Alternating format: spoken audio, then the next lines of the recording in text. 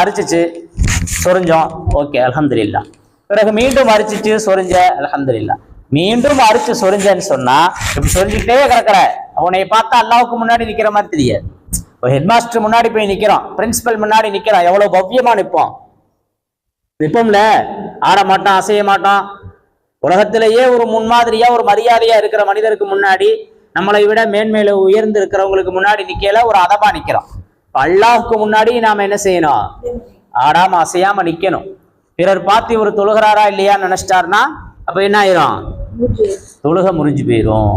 இப்ப நம்ம செயலு நாம தொழுகிறது மாதிரி பிறருக்கு காட்டணும். அதே மாதிரி ஒரு செயலை திரும்ப திரும்ப செய்யும் போது தொழுகைக்கு வெளியே இருக்கக்கூடிய செயலை திரும்ப திரும்ப செய்யும் போதும் தொழுக முறிஞ்சிடும். அதே கஸரத்துல் அமால் அப்படின்னு சொல்லுவாங்க, அதிகப்படியான செயல்கள். தொழுகையில அரிக்கும் இயல்பு, ஒரு தடவை சொரிஞ்சிட்டு விட்டுறணும், மீண்டும் மீண்டும் மீண்டும் மீண்டும் மீண்டும் மீண்டும் சொரியல அது தொழுகையா இருக்காது, தொழுகையை முறிச்சிடும். அதில் இப்ப செல்போன் வச்சிருக்கிறோம், இன்னைக்கு நிறைய வச்சிருக்காங்களா இல்லையா? தொழுகையில நின்ற உடனே செல்போன் அடிக்குது, அதை ஆஃப் பண்ணணும்.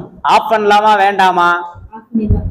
அதாவது டிஸ்டர்பன்ஸ் இல்லைன்னா ஆஃப் பண்ண வேண்டியதே இல்லை. அது டிஸ்டர்பன்ஸா இருக்குன்னா ஒரே ஒரு செயலின் மூலமா அதை அமர்த்தணும், அதை ஆஃப் பண்ணணும். அதை போட்டு